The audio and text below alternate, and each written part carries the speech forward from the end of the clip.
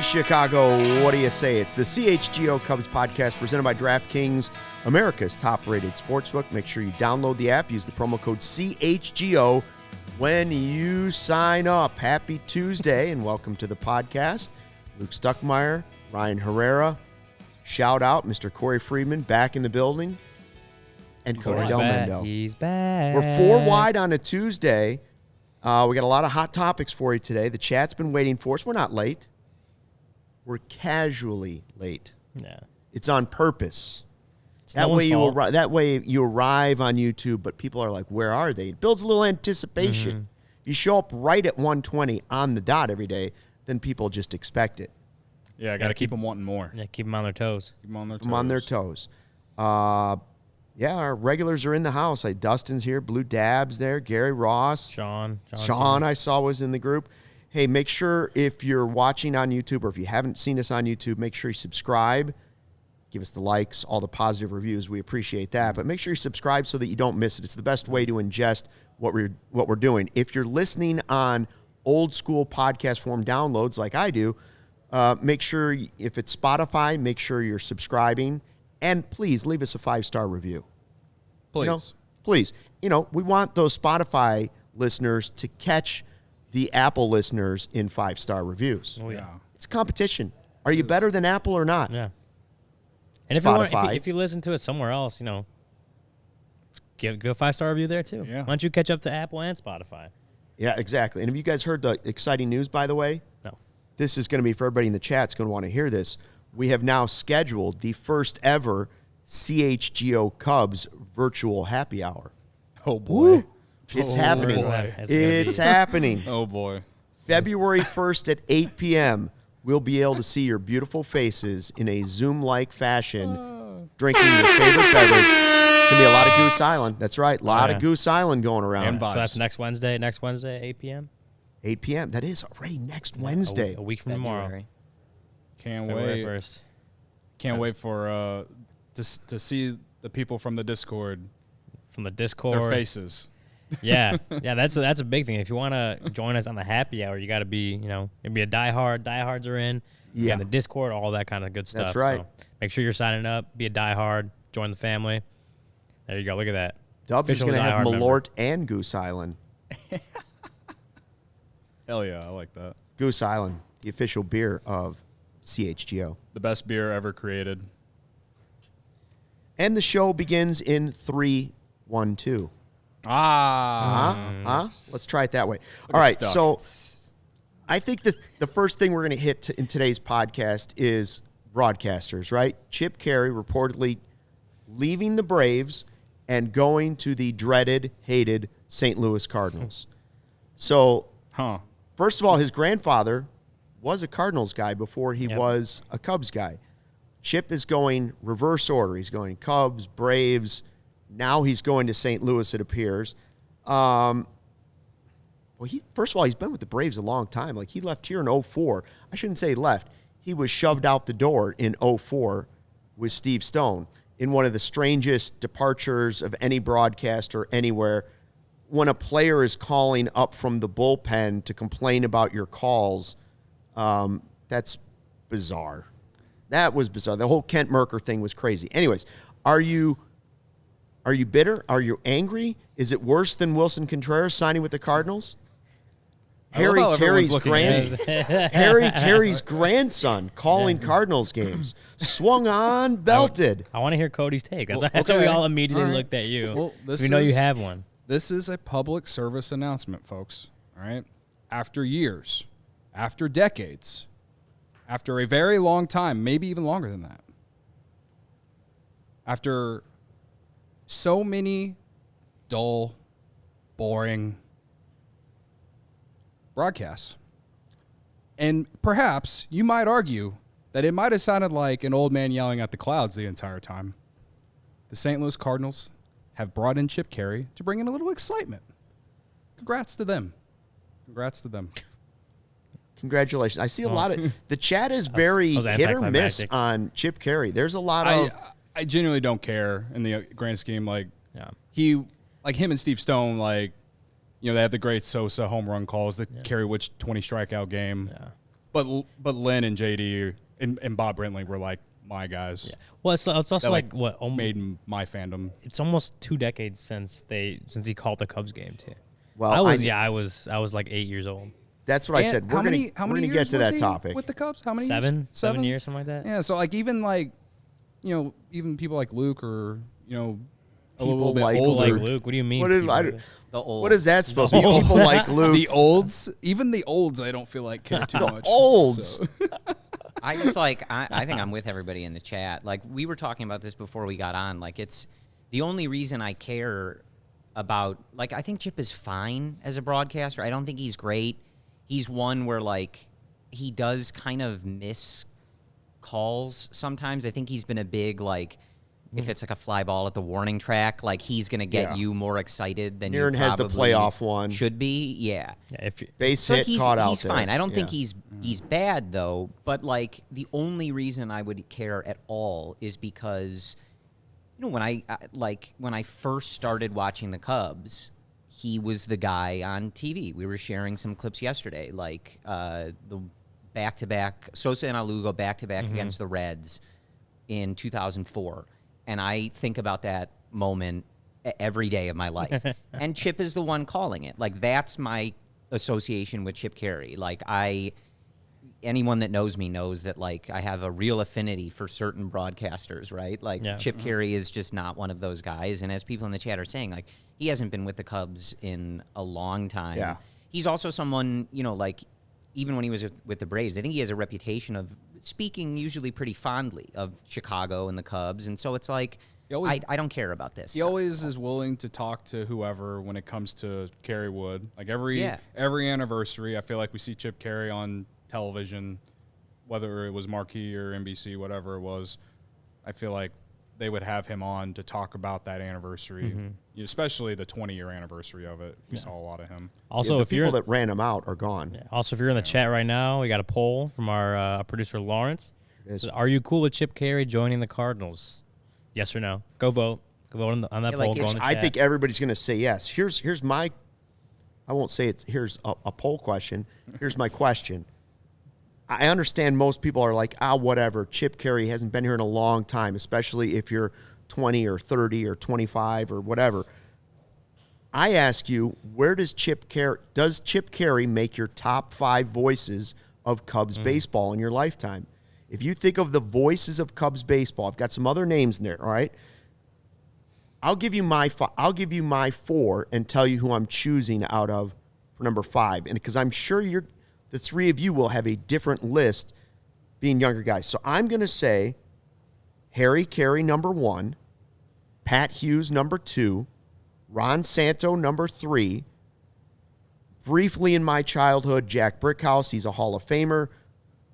But I do remember Hey Hey, okay? I remember the Hey Hey calls, and it's on a foul pole, or fair pole, whatever you want to call it. So my number 5 spot would be left to guys like Chip Caray, Steve Stone, Len Casper, Bob Brenly, Jim Deshaies. I don't know if Tom Brenneman doesn't count. Keith Moreland doesn't count for me. Ron Coomer could be in that list for people that like Ron Coomer after Ron Santo. One I did consider very briefly in my mind was Wayne Messmer for singing the national anthem. He's not a voice of play-by-play games, but every time you go to Wrigley Field or think about, he would sing with his wife down on the field, Wayne Messmer. I would say it's down to the Chip, Stone, or Casper. And I don't know if I can choose because Len Casper did the World Series stuff the season they won the World Series, but Chip Caray is Here Comes the Hook, right? Mm-hmm. Yeah. Swung on, belted. I always loved Len Casper's when his voice would crack. Oh baby. When he's screaming. Oh baby. I think it depends on like what because like bringing it to what we're talking about with Chip, like I think what a lot of people are getting at is that like Chip is obviously associated with so much stuff, but they don't have that like connection to him as they maybe do with others. And I think that like to your question about where you're ranking all these guys kind of depends on what the question is, right? Like who's the best broadcaster versus like who represents Cubs baseball to you or like means anything to you. Yeah, I think Pat Hughes, at least for like my age, you guys are a few years older, but like Pat Hughes, I mean he took the job I think the year I was born, so he's been the voice of Cubs baseball on the radio at least for my entire life. So if we're talking about my life, then like he's number one. That's 1 through 5 for me. Yeah, well, he's in the Cubs Hall of Fame. Yeah. Dwayne's stats I don't believe is there yet for everybody in the chat. I mean, I don't remember. I don't remember Chip Caray really calling baseball games. Like I was 7, 8 years so old wild by the end of it. What about Steve Stone? You only think of him as White Sox? Yeah. I think I can picture Steve Stone with Harry. Yeah. That's the thing. Is like they were both by the time I even really got into baseball and definitely can remember as far back as that. Like they were both gone. Like it was Len Casper. I think one of the main seasons that got me into baseball was like 06, as sad as that is, because they lost 96 games. But that was like just watching. Nafy Perez guy. Right? Yeah, Nafy Perez. But that was like Len and Bob at that point in time, and I know Bob eventually got replaced by Jim DeShays, but Len Casper was there for what, like 13 years, something like that, maybe a little more. So he was, while Pat Hughes was the radio guy, he was the play-by-play TV guy. But then Ron Santo was there for a lot of my baseball watching years, and then Ron Coomer now has been around for my baseball watching years. So those guys are like, they are obviously a lot newer than some of the guys that Luke would remember from back in the day. But as far as my lifetime, my baseball watching life, it's those guys, like those four, are probably like my top 4 right there. We got a super chat from Fernando. Oh, Fernando. Says, I say that list is good. Stone easy at 5, Chip 8. Oh, Chip. Yeah, I would say Stone. Steve Stone is ahead of Chip Caray for me. Yeah. The only thing I would say is I can't think of a specific Steve Stone call, whereas I can think of 2 specific calls by Chip Caray. Here comes the hook. Yeah. He calls it. Yeah. Yeah, that was for like, sure. Yes. Stoney was like my first I'm not saying who's better as a broadcaster, like where you would watch the game and constantly, like, well, I think if he throws him a slider down and away here, he's going to get him. And there it is. That type of, as a kid, that was my first experience. Like you're watching it going like, this guy's a psychic, right? Like he knows exactly what's going on. The thing again, like Lou Boudreaux him going to the Cardinals, which was like the original question, I don't care. It's definitely nothing like Wilson Contreras. I know you said that as a joke. I don't care. Fine, whatever. It is just one of those things where like there are a lot of Chip calls because he was, when I was really becoming a diehard fan, like somebody earlier in the chat mentioned the 2003 season, and I used to have a VHS tape of when they swept the Pirates in the doubleheader and won the division in 2003, and he says it's Jose Hernandez grounds into a double play off of Dave Veers, right? And he says, double play ball, second base 1, on to first, the Cubs are the champions of the Central. Eric Karros goes like that. They cut to, I think, Andy McPhail in the box. It's like so burned in my brain. So like that's where I care about Chip Caray. It's like, I don't think he was great. I haven't missed him. I think the Cubs have had I'm not much saying better is he the best. I'm broadcasters. just saying where does he rank in your voices of the game? But for me, by default, I think he has to be up there. He called just some like seminal moments in my fandom. If I were only given 5, he's probably 5, right? Like if you had to say quotes of Cubs baseball, he's got a lot from like of a them broadcast or something. He's now if you just say like that, like catchphrases you can remember from Cubs baseball. Now he's probably in the list. Yeah, probably by default because of when he was calling the games. And I mean, anytime you're attached to an era where Sammy Sosa was hitting epic home runs, your name's going to probably be on the list. Yeah, and that's why he's probably in my top 5. I put him at 5. I didn't listen instead of Steve Stone. Yeah, and I want to put Pat Hughes 1, but I just didn't listen to a lot of radio growing up. Not that, I mean, obviously I've listened to him on the radio plenty, but that's why I have Lynn number 1, just because that's how I watched games. I'd put him 1, then I'd go JD, and then Keith Moreland. No, Carlos. Is it weird that I kind of want to put Bob Brentley in there just for my own ranking? Because like I loved Bob Brentley as a broadcaster. I mean, he was again like as far as my baseball watching life, like it was him and Len for what, like 8 years, maybe something like that. I'd probably go Pat when Hughes did JD, and then Bob like Brenly 13 or 14 is when JD took over. Maybe about that time. Chip Caray. So Galvin's got a name on there that Dan Roan. Oh yeah. Wow. Dan Roan called the 66th home run, but also you think of Dan Roan as a voice you would hear after the games. Sometimes you'd hear it at the end of a game for an interview. Sometimes you'd hear it before a game in a pregame show. Well, I mean, if we're counting guys like Dan Roan, Cap? I mean, where are we going to put? Where are we going to put Luke Stuckmeyer on the list, Cody? Well, of course, I didn't want to say that, but of course, I was thinking Cap in the back of my head too, because like I said, I watched the Cubs mainly on TV more than I did listen to them on the radio. But yeah, no, I mean, to me, broadcasters, they become you gravitate towards them once they have like those calls, and Chip Caray had those calls. So as much as like I don't care that he went there, like for the few years of the beginning of my Cubs fandom, like he was a big part of it. So when I think can't it's say that apparently Ronald Reagan called Cubs games. I saw that in the chat. the chat's that's interesting crazy to me. because would never have known that. it also reminds you how much there's a lot of hate. Maybe not hate. There's a lot of we judge a lot of people in the broadcast, whether you know them or not. Like you either a broadcaster, you either like them or you don't. Very rarely do they fall in the whatever. Usually we have enough, and a lot of times it's attached to whether the team is good or not.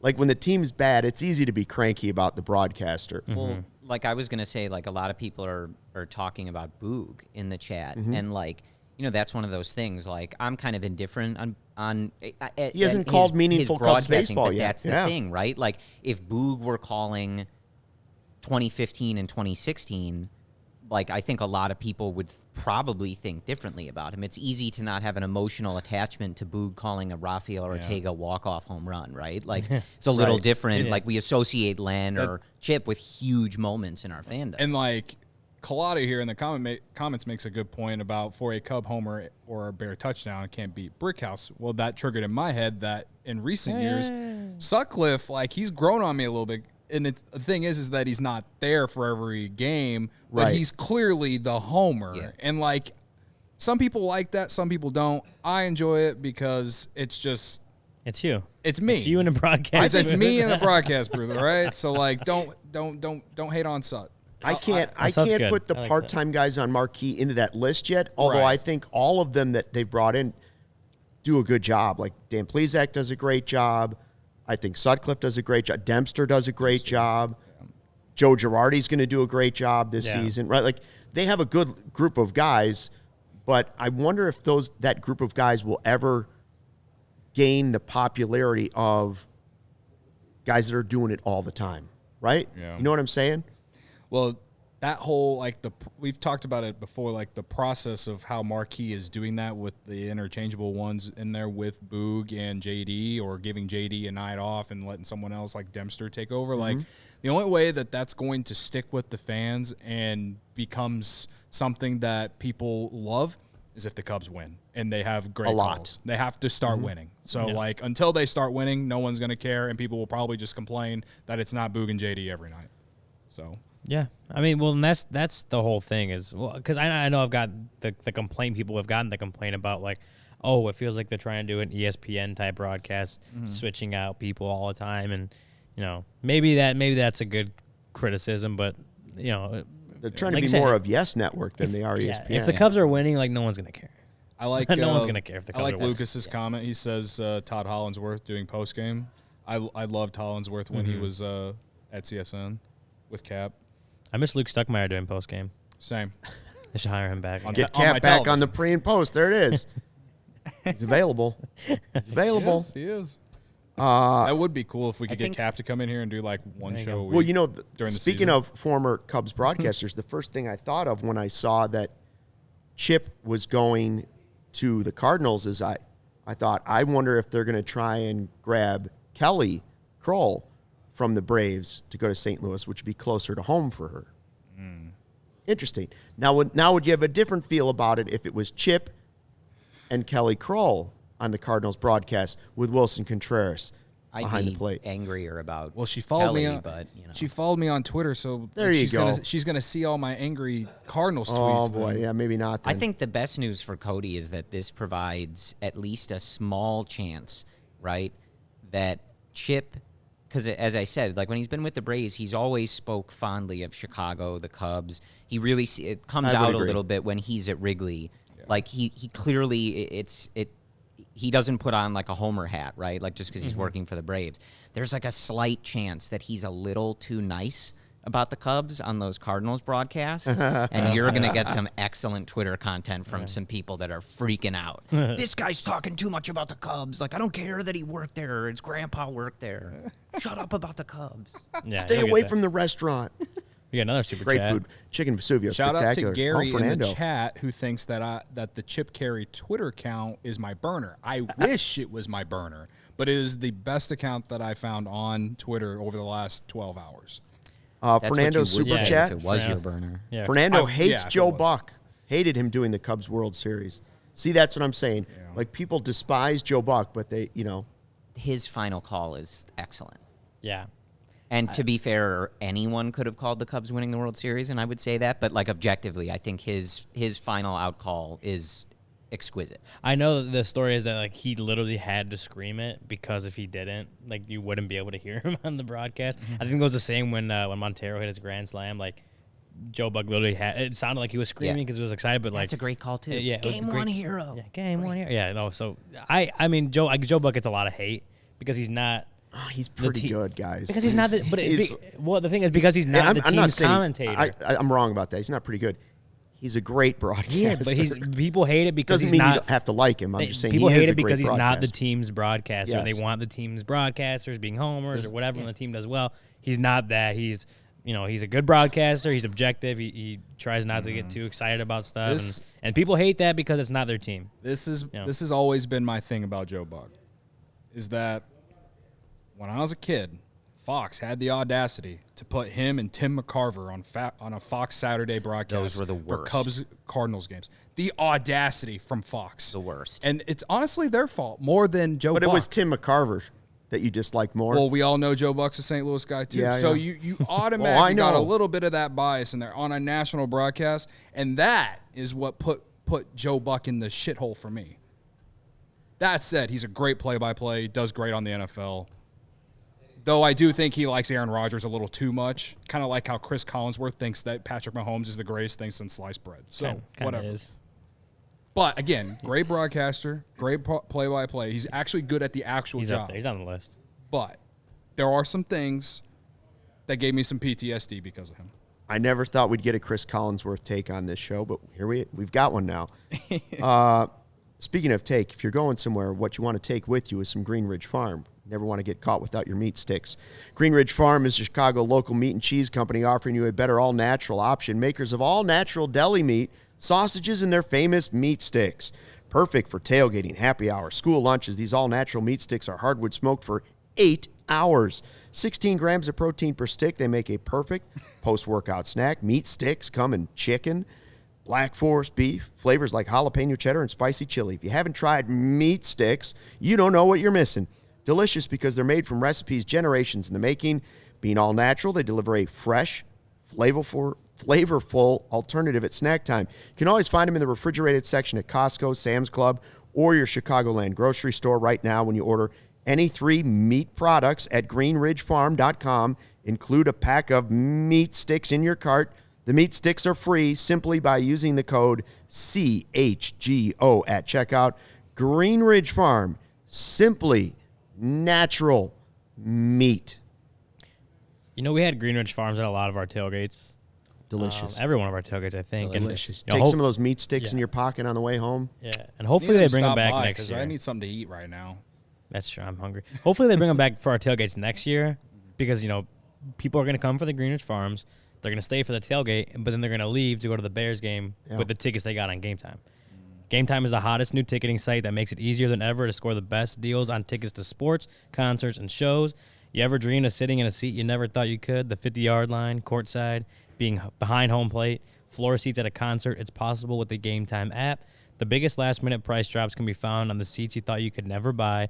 You won't find a better deal this season on Cubs tickets. You know, Corey's got season tickets. You can maybe find some cheap ones around him. Go hang out with him at a Cubs game. You won't find a better deal this season on those kind of tickets created by fans for the fans. Game Time guarantees the lowest price. If you love CHGO, you'll love Game Time. The best way to support us is by buying your tickets through the link in the description. Join over 15 million people who have downloaded the Game Time app and score the best seats to all your favorite events. One last thing related to the broadcast thing, and it's mainly a chat, a comment in the chat from John Dobecki. He says, guys, I live down here in St. Louis. Their announcers are horrible. The new ones are boring, and the mad Hungarian is getting old. Nice guy, but they need new blood from outside of St. Louis. I don't even know who the mad Hungarian is. I didn't really know. I just thought it was funny, and I wanted to read it. All right. Corey was going to say something. I was going to say, because no. Like, you mentioned it. I hadn't said this yet, but I am the mark of all marks. I did re-up my season tickets. Oh, you did. You did do it. 216 again. You can't keep Corey out. I like to every year flirt with the idea of, like, you know, I don't know, did they spend enough money? Is the team good enough? And then... Well, they were talking on Marquee. And then they got my credit card. Okay, so here's the question, Cody. Which move put you over the top? What finally triggered you to renew the season tickets? Hosmer? Mancini? Yeah. No, it was when I saw Nick Madrigal taking throws at third base. That's coming up. Yeah. That's coming up. Sarcasm. I was curious please understand that that's sarcasm. I was getting ready to say, though, after he said that on Marquee, after the Mancini press conference yesterday, or 2 days ago, whatever day it was, they were talking about the money the Cubs have spent, and I guess they rank in like the top 5 of money spent in the offseason. Spent a lot of money. I mean, they had a lot of room a lot of money to spend, and they spent most of it.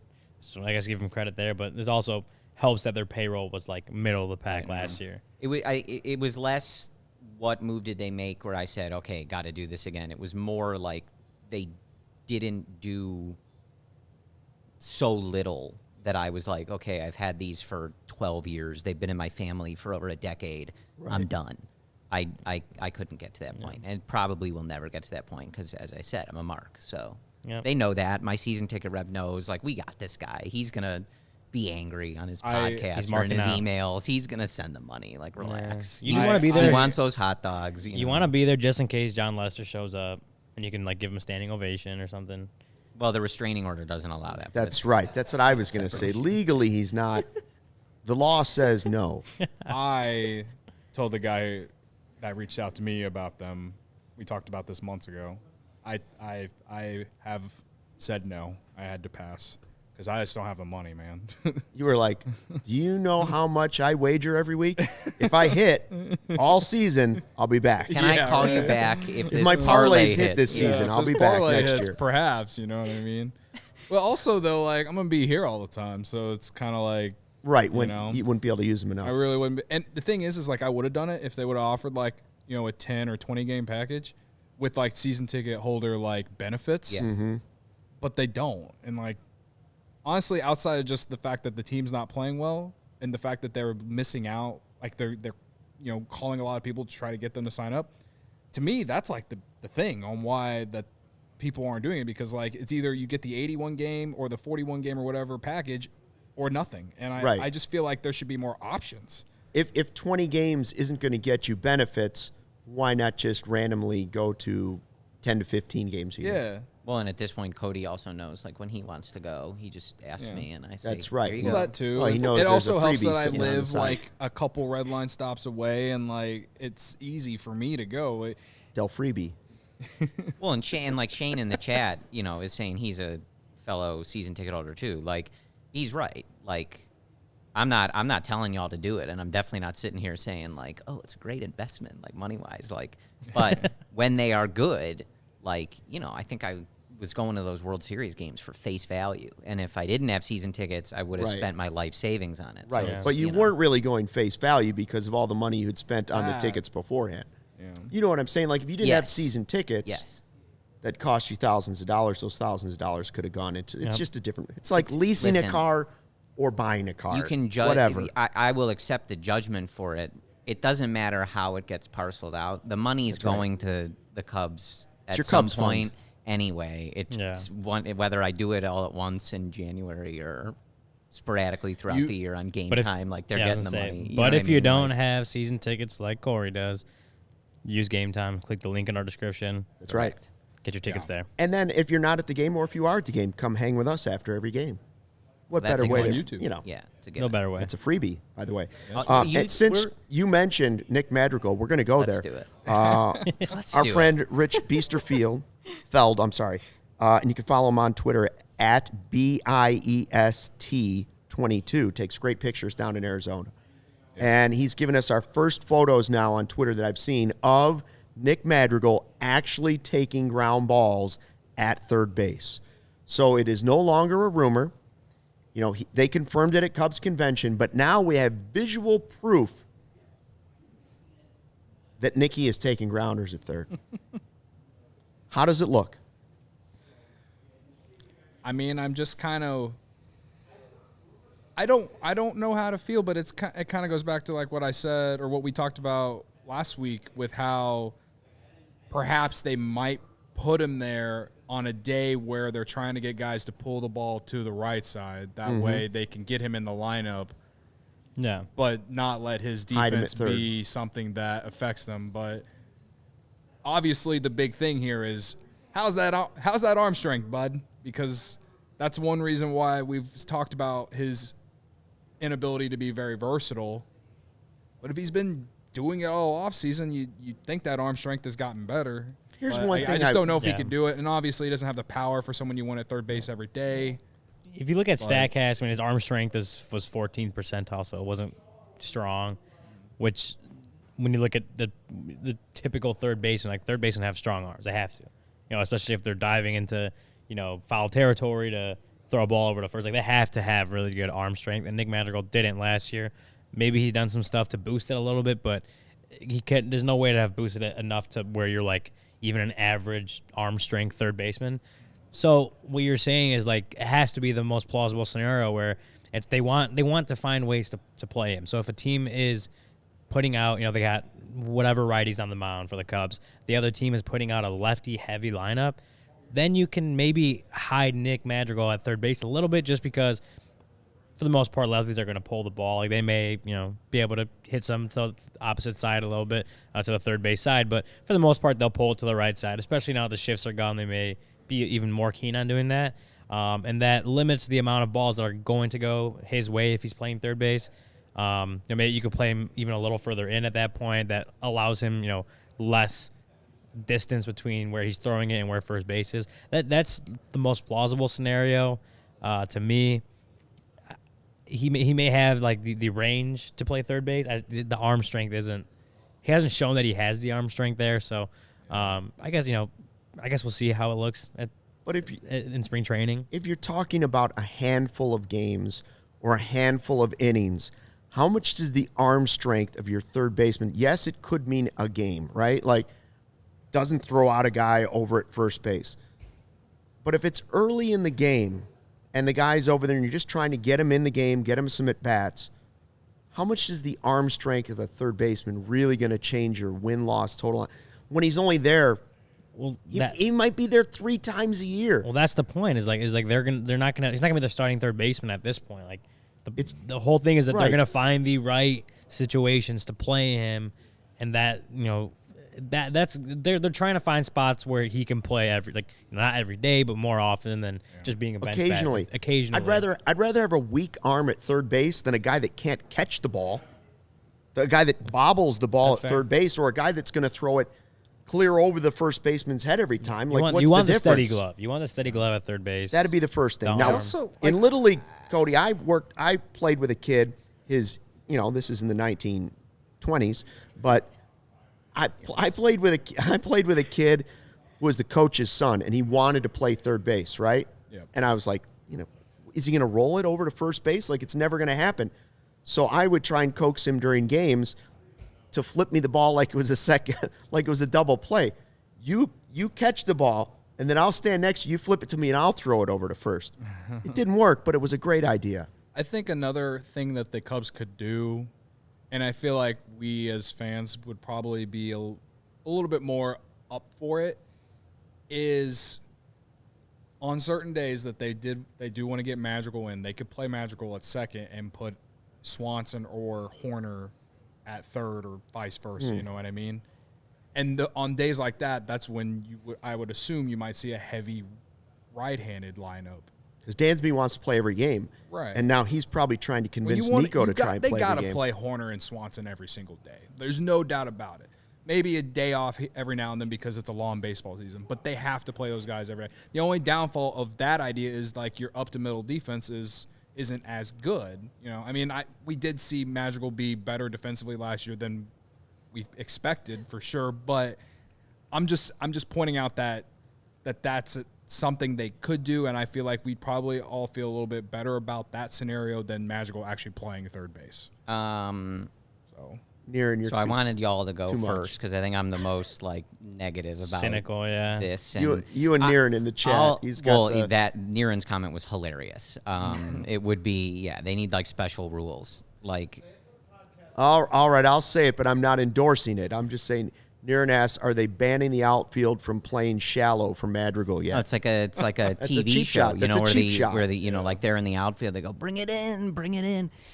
I agree with all you guys. I think if this is, just finding ways to get him in when you want to get him in, that's fine. But I don't like this really at all, if I'm being honest with you. I think the spots where he's mostly going to be available are just not spots where you want a guy that has no power, whether that's DH or third base.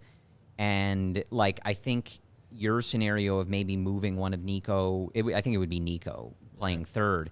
Like, I'm just not in on that. Like, I don't think we should – the up-the-middle defense is so important. You just paid a lot of money for that. You should extend Nico and pay even more money for that.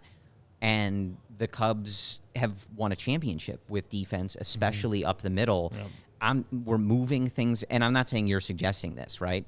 But, like, we're moving things around for Nick Madrigal, a guy who's going to put up, 2 WAR, even if he hits 350, which he's not proven he can do. He's not proven he can stay on the field. Not his fault, right? That's not a personal flaw, but it happens, right?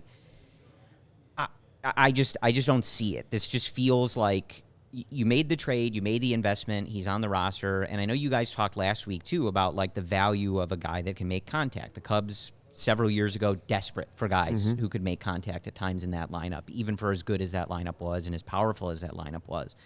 But he cannot make the plays at third base. He just can't. I haven't seen it. Maybe Rich will tell us he was dazzling out there in spring training. He can't, right?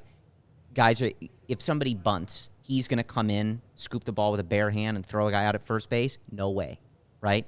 Give me that on DraftKings all day. My life savings. He can't make the throws. He can't make the plays. Rich told me that he looked okay, still getting comfortable. Here's what I'll say. Rich is very nice, so I'm taking that as like... And he takes very good pictures. He's not going to say, I'll give him this. I'm glad he's trying it. Sure. And I'm glad that he's showing that in obviously a prove-it period of his career, that he's not waiting until February 14th and 13th to show up. He's there a good month beforehand, making sure he's getting in as much work as possible. I appreciate that the Cubs made moves this offseason, right, with Dansby, to say, look, we're not prioritizing you. You have to move around for what we're going to do. Right, because they could have. They made the trade. He didn't get to play all the time. They could have said, like, we want to give him a real shot at second base, right? We're not going to sign a middle infielder. So I appreciate that. It's fine if they want to try it, but... You just don't think it's going to work. I just think, like, third base is a position where you don't have to have power at the corner infield, but you probably should. That's where a lot of the power goes. And the Cubs don't have power much anywhere else. If you had tons of power at second base, or you had tons of power in other position, at catcher, but whatever. This just feels like a lot of, and again, if they're not going to prioritize it, it's going to be a couple games, like just like you guys said, in specific scenarios where you want a contact guy in there, or you're pitching to the right side, whatever it is, fine. But we've seen stuff like this with the Cubs in the past several years.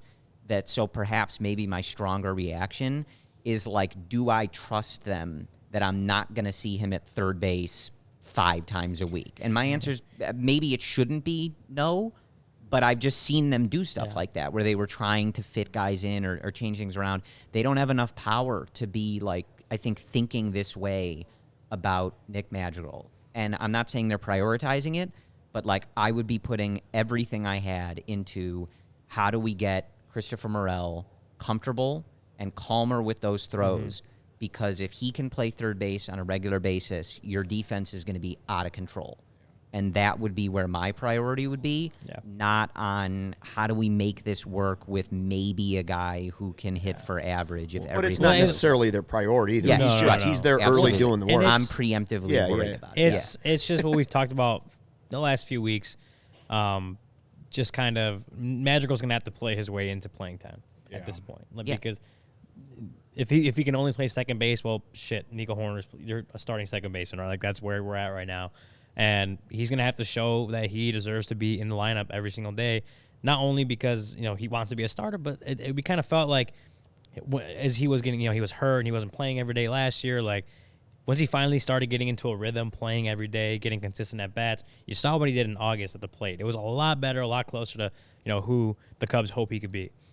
There's a lot of what we saw from him with the White Sox. Yes. So if he's not playing every day and he's healthy, that's just another, that's just another challenge in him getting those consistent at-bats and finding that rhythm. So if this is just another play to, hey, if we could play him here once a month, right, just to make sure he's on the field and not sitting out 4 days in a row, like 3 innings a month. Yeah, then it makes some sense. And yes, it's not the ideal scenario, but he's still a guy the Cubs believe in. They traded Craig Kimbrell for him, and Cody Hoyer they hope is also a really good reliever. But this is a guy that they believe in, and they want to play him. It's just the way he's now, the way the roster's set up now, there's no room for him. Like, he's going to be a part-time backup second baseman at this point. So this just again strikes me as Madrigal is trying to show he can be more versatile than just a second baseman. The Cubs are trying to make him more versatile than just a second baseman.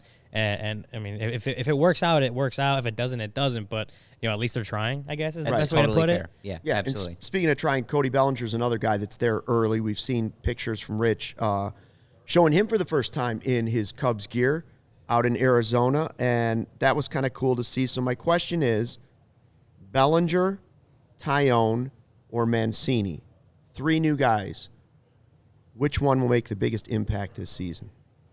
I think Cody Bellinger? Delmendo.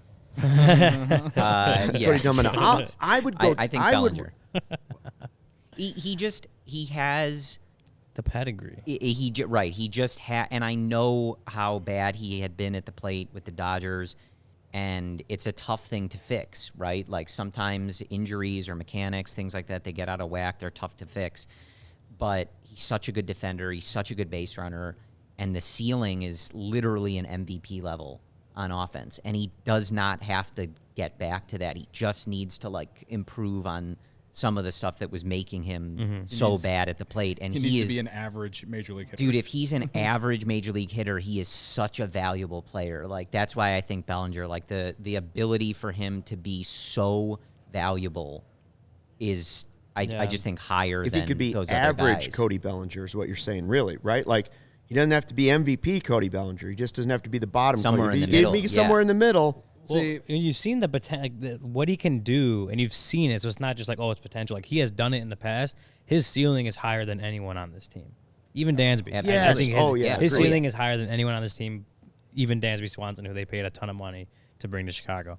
Will he reach that ceiling? He hasn't in a few years. I don't know that he ever will again, but he has that ceiling, and if he can get anywhere near that, he is huge. Well, first of all, he's hugely valuable for the Cubs this season. He's going to make a ton of money next year. He's going to be a 1-year Cub because he's going to make a ton of money that the Cubs probably won't pay him next winter if he can get 75% of that ceiling. So, I agree, Bellinger, but and I'm not trying to continue to talk about Nick Madrigal, but when you talk about guys like Mancini, Bellinger, if you get better than what we expect production, offensive production, that includes home runs, then you're getting more power than you expect. I mean, I guess we can expect. What are we talking about right now? Nick Madrigal? Or no, we're talking about the team overall. You're getting more power than you expect from the team overall if Bellinger is an average player and still managed to hit 20-plus homers. And same thing for Mancini if he gets back to playing like he did with Baltimore, right? Mm-hmm. Even though I think we'd all bet that Mancini could hit 20 home runs this year because, I mean, it's not like it's been that long, right? So you talked about how with the lack of power on this team, like you can't force Madrigal in the lineup because of that. Well, if you counter that with some production from guys, better production than we expect, then you can consider playing Madrigal a little bit more and maybe, again, not necessarily third base, but just playing him more because you're getting more offensive power from other guys in the lineup. So I'm just throwing that out there, and we can all hope and pray that actually happens. The occasional DH, is that what you're sort of hinting at a little bit? I'm not hinting at the occasional DH. Here's the thing about the three guys. Obviously, Bellinger has the highest ceiling, right? Yeah. Taillon and Mancini were better last year, right? If you had to look at their season for last year, I would say Mancini had a better year, and I would say Taillon getting out of that division. Somebody in the chat just said that too, and I totally agree. He has a pretty high ceiling too. Definitely. Yeah. I think it's a pretty good. Bellinger. If you had to wager, maybe you take Bellinger. But I think if I had to put my money, I would put my money on Taillon. Taillon has the ceiling of number one starter potentially.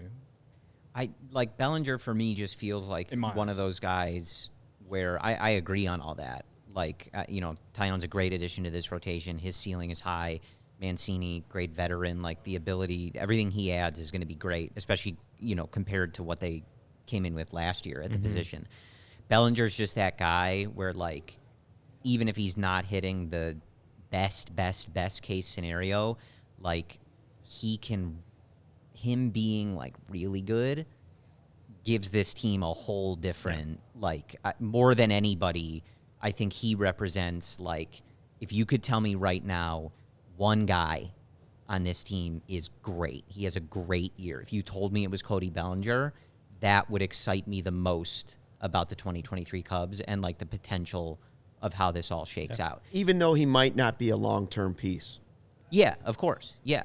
Well, and I mean, I guess I would, obviously if he plays like that, he's going to get a ton of money, but I guess I would hope if the Cubs can fix him, maybe they'd have an inside track to keeping him in that scenario. Another thing, like just because we're talking about power, like, it's not related to those guys, but like I keep watching like the videos and stuff and photos of Seiya working out. The dude is jacked. Yeah. Like I think he's gonna like settle in, like get more comfortable, living in America, playing in Chicago, playing in Wrigley. Like he was a power hitter, like also in Japan, like more so than I think we saw. Like I just look at him, I'm like, the dude is jacked. Like he might launch some bombs. So if we're looking for power, maybe it comes. And then, maybe Cody's right. Like, there is more of a spot for Nick Madrigal. I don't care about it. But I don't want to sound like a stan, but like Cody Del Madrigal. Whenever you look at this, when you look at this roster and you're trying to find an automatic leadoff hitter, I mean, let's be real. If there's anyone that's that, it is him. He gets on base and he doesn't walk.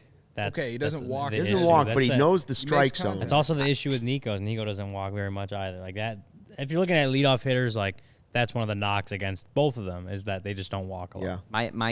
Yeah. I'll leave Madrigal alone, but like my last thing on that over is 300 though. Does it matter if you walk that much? If you were hitting 310, maybe. But my thing with the leadoff hitter, not even so much that they can't walk. It's more so like who are we giving the most at bats to on the team, right? We have all these hitters. Who do we want batting the most every day or in this game? To me, the answer is never Nick Madrigal. The most of anybody on the team? No way. If you're at peak Nick Madrigal and he's been showing it for months, then we can have a different conversation. But I don't like that's kind of the point of our conversation is how do we get there, right? Not off the bat. How does he get such a hater. He's such a hater. I'm not saying off the bat. I'm just saying that me. Yeah. Well, and like last year, I remember in the offseason, you and I started it with the chat, like before opening day, we were like, man, everybody give Nick a chance. And I'm like, hater number one. It is what it is. You're packing his apartment right now. Well, whenever you're hurt for he seems like a nice guy. Year, he was bad in April and May, and then got hurt, came back, got hurt again, had a good month of August, and then got hurt again. Like, it's gonna be hard to have fans, man, when you can't even play, and when you do play, you're not playing well. So. Well, it also gets to the point where you can't just keep waiting for him to get healthy. Yeah. Like, and that's why the Cubs made the right move in getting Dansby Swanson. Like, as good as Madrigal could possibly be at second base, it's like you couldn't just wait for him to see if he's going to be healthy. You did that last year. It didn't work out. You had your chance to really improve the team, and rightfully so, they took it. And that's the cost is Nick Madrigal potentially having a starting spot on this roster. But they improved the team because they can't sit here and wait and see if Nick Madrigal can be healthy for most of 2023 and produce. Like, those are two big question marks around Nick Madrigal that they spent all of last year trying to find answers to and didn't.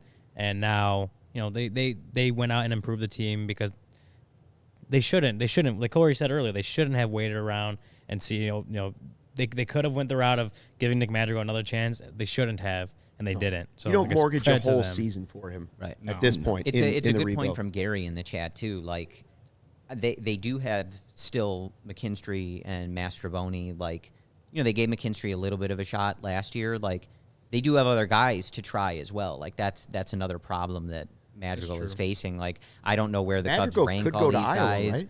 Good. I believe he still has options. Yeah.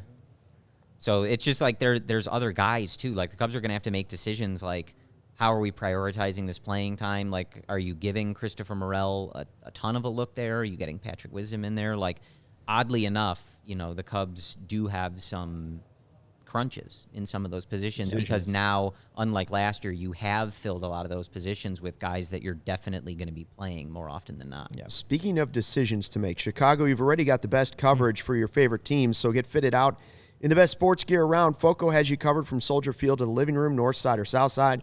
Hoodies, slippers, signs, bobbleheads, and everything in between. Get decked out like DeMar with apparel from the leader in sports merch and collectibles, Foco. Looking for the perfect gift for a football fan in your life? Foco's got you covered with hoodies to fight that Lake Michigan breeze. Check out Foco.com and click the link in the description below for all non-presale items. Use the promo code CHGO for 10% off. And nothing gets a good Nick Madrigal debate going like playing some bags with your buddies outside in your backyard. I call them bags. My guy Tom calls it cornhole. Chi-Town Custom Cornhole, the #1 cornhole provider for Chicagoland and Illinois since 2007. Their signature box style design can be digitally printed, covered in vinyl, and painted. Their cornhole boards come with built-in drink holders recessed in on the back, LEDs that light up in the hole and exterior, and handles for easy carrying, and handcrafted scorekeepers. Veteran-owned and operated. They ship anywhere and offer local pickups, specializing in corporate designs for your company's next marketing or social event, wedding gifts, and gifts for all occasions, and especially for tailgaters and backyard barbecues. Go check out their website, ChiTownCornhole.com, and make sure to follow them on Instagram at ChiTown Custom Cornhole Boards. We're also on Twitter. Shout out to Tom. Great dude. And our good guy. Our bag set is awesome. The last 4.5 to 5 minutes are dedicated to something Cody's been wanting to anxiously talk about. Something he saw on Reddit. A baseball fan trying to choose whether they should be a Cubs fan or a Sox fan. Cody, your advice. All right, so like this guy, what's funny is the guy went to the internet to try to find out if he should be a Cubs or a White Sox fan. And to me, that's red flag #1. That's a flag. Lawrence, nobody goes to the internet to find that. I threw the tweet in Slack, in the Cubs Slack, if you want to pull it up. People probably know what I'm talking about. It kind of went viral on Twitter, at least late last week. When did you throw that in there? That's Nick Madrigal. Anyway, so yeah, he left this message saying, he threw it in there yesterday, Lawrence. He grew up around Cubs fans. He grew up around Cubs fans, but in college he went to a lot of White Sox games. And now he lives like 10 minutes away from Wrigley, so he lives in Lakeview, Wrigleyville, wherever you want to call it. So he's decided. And he comes to Reddit to ask people, what should he be? And I don't know, man. Like, I still haven't changed my mind. I would rather him go be a fan of the White Sox than be a fan of the Cubs, based off the fact that he hasn't been there for all the pain. Like, he knows about it, but did he feel the pain of Alex Gonzalez fumbling the ball in Game 6 of the NLCS in 2003? Did you feel the pain of Daniel Murphy turning into God in 2015 in the NLCS against the Mets? Not getting swept by the Dodgers in 08? Did you feel the pain of the Dodgers sweeping the 98-win Cubs in 2008? Did he feel the pain of Game 163 against the Brewers in 2018? No, he just, he knew about it. He probably felt bad for his friends, but, did he go down a mental, dark hole of sadness for weeks, months? Probably not. And so for me, he should honestly go either be a White Sox fan or go watch Yankees like every other casual fan in this country. So you're saying you want him to experience some of the misery. Yes. I need you to experience So therefore he should be a Sox fan because their season's going to be bad this year. Well, that's not my reasoning. I'm just saying if you force me to make him choose one, I would rather him go be a Sox fan. So he doesn't have to share in the misery is what you're saying? Or no, because I just would rather Cubs he had fans his opportunity. be the one. Yeah, I feel like he had miserable. his opportunity. He said he grew up around them and then went to Sox games when he was in college, and all of that put together, and he couldn't come up with something himself. He had to come to the internet and ask us. Are you kidding me, brother? Oh man, that's I don't know if I would have thought about it that way, but that's an interesting perspective. I honestly would rather him just go choose a different team, because I don't even think he I don't think he can handle the heartbreak. You don't think he's a real baseball fan? Exactly. I think he's very casual. Because I have noticed one of the things Cody's gatekeeping right now. A little bit, gatekeeping yeah. pain. You're not allowed. He's You're not gatekeeping serious misery. enough about this team. If you're not serious enough, then I don't want you. I'm sorry. We're here for 162. We grind and we die with this team. And when they lose, we're sad and we drink lots of alcohol to get over it the night Goose Island, of. And Goose Island especially. And then, we get back up and get ready to be heard again the next day. That's how this works. All summer. To be quite honest, he might just want to be a Chicago Dogs fan.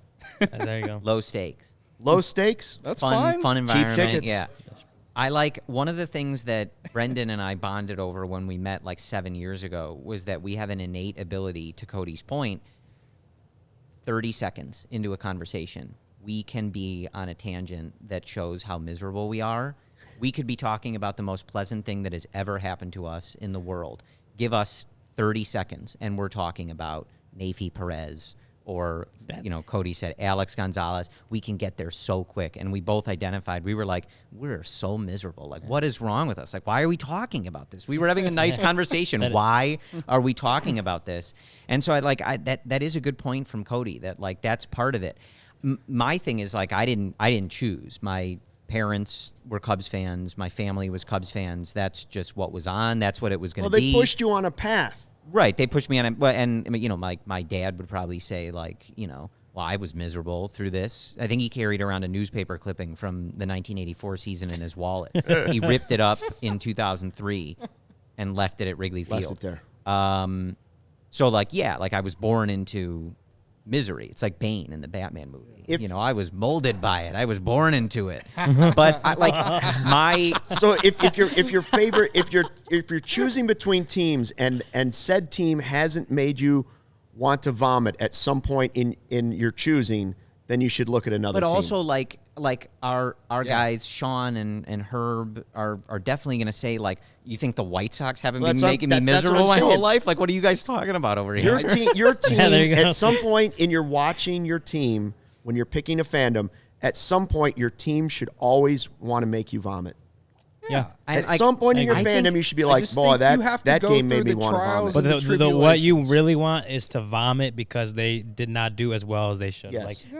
If you were a Yankees fan, Yankees fans vomit because the Yankees don't win the World Series every year. And that's if you're a fan, that's what you want. Correct. I feel like it's a feel thing. In this person's position, I think it's a feel thing. You watch the games, You go to games, and it's like brings us full circle to how we started this conversation, right? Like, spend a season watching both teams, or get MLB TV, watch a bunch of teams, switch the broadcasts. Like, maybe you'll develop a connection to one of the broadcasters. Hey, I really love this radio broadcast, or I really loved this ballpark, or this area, or the people that I met, or the hot dogs at the stadium. I don't know. I'm just like spitballing. The game in a long season, you'll always have a "this made me sick" feeling, and hopefully, wow, that was fun it'll feeling. come to you. That's how you know it's your team. Like, to spin it, to say that I wanted to try and go and convert this guy into a Cubs fan. I'd go talk to this guy, ask him first off, why are you going to the internet and asking about this? And then second off, then proceed to explain to him what it means to be a Cubs fan, what it's like to go to Wrigley Field, why people chant right field sucks when they sit in left field, and vice versa. And like all these little things, I could tell them all this stuff and then get to the heartbreak or even the good times like 2016. And I guarantee you that guy still isn't going to feel like I feel about the Cubs. And that's kind of my point. Yeah, maybe someday he'll get there. You can't expect him to get there on day one. But, and you should have decided what team you liked when you were a kid, dude. That's how it works. This is your mission should you choose to accept it. You lay out the rules. You're going to have to feel strongly about all these things. Mission impossible. Isn't that what it says? This is your mission. Should you choose to accept it, and it's going to blow up or whatever. It's kind of like the wrong Tom Cruise movie. It's kind of like Maverick. Rachel from the UK, it's no Dark right? Knight, She told us when she came here that she'd only been a Cubs fan for a few years, but like in her scenario is different because she lives in the UK, not here in Chicago, and like it's just a lot different. Like she kind of fell in love with the Cubs based off something. I think she said something about meeting up with people at a bar or something like that. I can't remember. Pub maybe. Blue Dad says a point. Let him cub his way. Yeah. Don't tell people how to cub. Don't tell him how to cub. I do entirely know what Cody's saying, because I mean he and I are like the same age, and so I kindred spirits, went through the same stuff. Like I do get that, but I also feel like, I don't know, like it's a very special thing, and like I would invite anybody to I would part of it and try to be a part of it. I would rather him root for the Cubs and the White Sox, but is he going to be the first person that I would want to go watch a baseball game with? No, he's going to be like number 10 on the list. 10? 10? Wow, that's pretty high up the list. I don't have a lot of friends. So, Before we go, I want to point out that Corey came on the show and dropped 2 Neifi Perez references. That's probably as many as we've had in the entire year that we've existed. So we thought about I'm going to get in trouble for that. Brendan's going to yell at me for that. We thought about a Neifi counter, and we haven't. Lucas, because we're talking about like the special moments with broadcasters and stuff that made us miserable, stuff that was awesome. There's also stuff that I remember very specifically that made me absolutely sick to my stomach, and if I can say it a third time, Neifi was at the center of a lot of this. Oh wow! 3 strikes and you're out. Super chat $4.99 from Fernando. Waited literally. Where'd it go? I just lost it. Waited to the last day to pay for my season tickets or eat deposit. Downgraded to best cheapest seats. Dansby and signing helped me stay. There it is. From Fernando. There you go. I'll see you at beautiful historic Wrigley Field this season. Go find Fernando. Corey. Where it is, in fact, different there. And I'm sorry for gatekeeping, but also not sorry. It's different here at CHGO as well. We appreciate you checking out the CHGO Cubs podcast presented by DraftKings, America's top-rated sportsbook. Make sure you download the app. Use the promo code CHGO when you sign up. We'll be back here on Wednesday, 1:20 live. Make sure you subscribe. Make sure you like. Leave us 5-star reviews. We appreciate it. Until Wednesday, fly the W.